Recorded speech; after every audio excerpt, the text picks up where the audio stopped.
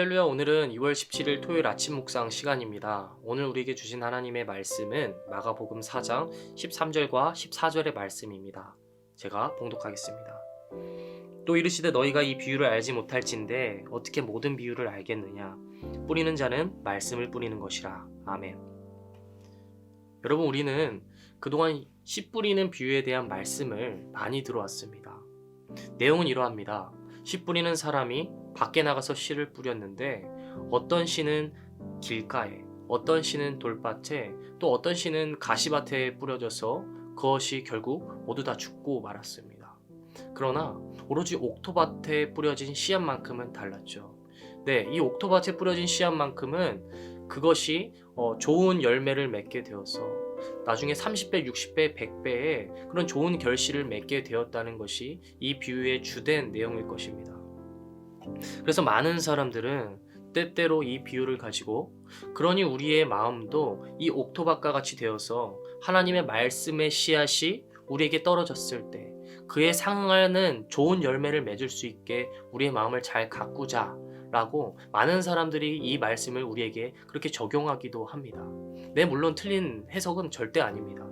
그러나 달리 생각해 본다면 이 비유가 마태, 마가, 누가 세 복음서에서 동일하게 등장하고 있고 또 이 세 가지를 관통하는 하나의 대주제가 하나님의 나라, 곧 천국이라는 것을 우리가 주목해 본다면 과연 이렇게 간단 명료하게 해석될 만한 말씀일까?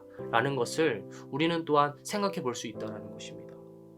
실제로 마가복음 4장 26절을 보면 천국은 사람이 씨를 땅에 뿌림과 같으니, 또 30절을 보면 우리가 하나님 나라를 어떻게 비교하며 또 무슨 비유로 나타낼까 이렇게 기록하고 있는 것을 볼 수가 있습니다. 그러므로 이 씨 뿌리는 비유의 말씀은 우리가 조금만 더 생각해 본다면 기본적으로 이것이 듣는 사람의 마음의 상태를 가리키는 것이 아니라 오히려 그 초점이 천국 비밀에 관한 것에 더 맞춰져 있다는 것을 우리는 알게 된다는 것입니다. 그렇다면 여러분, 예수님께서 이 비유를 통해 말씀하시려는 것이 무엇일까요? 그러기 위해서 우리는 먼저 말씀의 속성에 대해서 알아야 할 것입니다. 여러분, 말씀은 진리입니다. 이 말은 바꿔서 말하면 진리의 말씀이 우리에게 내려졌을 때 우리가 그것을 어떻게 해석하느냐도 중요하겠지만 그것보다 더 중요한 것이 있습니다. 그것은 바로 진리의 말씀이 떨어졌고 과연 그 말씀이 우리에게 전달되었을 때 우리에게 먼저 어떤 일이 일어나느냐를 살펴보는 것이 더 중요하다는 것이죠. 여러분, 이스라엘에서는 농작물을 재배할 때 모내기 같은 공법이 존재하지 않았다고 합니다. 그래서 우리처럼 모판에다 모를 길러 논에다가 옮겨 심는 이양법이 아니라 직접 씨를 땅에 뿌리는 방식으로 농사를 짓곤 했습니다. 그러다 보니 어떤 씨는 바람에 날려 논이나 밭이 아닌 여기저기 다른 곳에 떨어지기가 십상이었겠죠. 여러분, 이것을 통해 알 수 있는 것이 있습니다. 바로 하나님의 진리의 가르침은 이런 식으로 다양한 사람들에게, 각 지체에게 편견 없이 뿌려진다는 것입니다. 곧 진리의 말씀이 주어졌을 때 그것을 올바로 이해하지 못하는 사람들도 있다라는 것이죠. 실제로 예수님이 공생의 기간을 통해 많은 사람들에게 가르침을 주셨지만 그 중에 예수님을 믿고 따르던 제자들은 적었습니다. 또 구약의 선지자들은 끊임없이 하나님의 말씀을 대언했지만 그 말씀을 귀담아 듣는 사람들은 드물었죠. 신약에서도 이 사실은 변함이 없습니다. 예수님께서 말씀을 널리 가르침에도 오히려 사람들은 그런 예수님을 잡아 옥에 가두고 심지어 십자가에 처형시키고 말았습니다. 그래서 때로는 이러한 예수님의 가르침이 배척되고 뿌려진 씨들은 모두 열매를 맺지 못하고 길가와 돌밭과 가시밭에서 허비되는 것처럼 보이기도 합니다. 그리고 우리는 이 허비되뜨는 씨앗을 보면서 때로는 낙심하고 절망할 때가 있죠. 하지만 여러분, 진리의 말씀은, 이 비유는 결코 절망으로 끝이 나지가 않습니다. 사실 이 비유의 핵심은 마지막에 있죠. 길가, 돌밭, 가시밭에 뿌려진 씨앗은 대부분 허비되지만 오로지 옥토밭에 뿌려진 나머지 씨앗만큼은 30배, 60배, 100배의 결실을 맺게 된다라는 겁니다.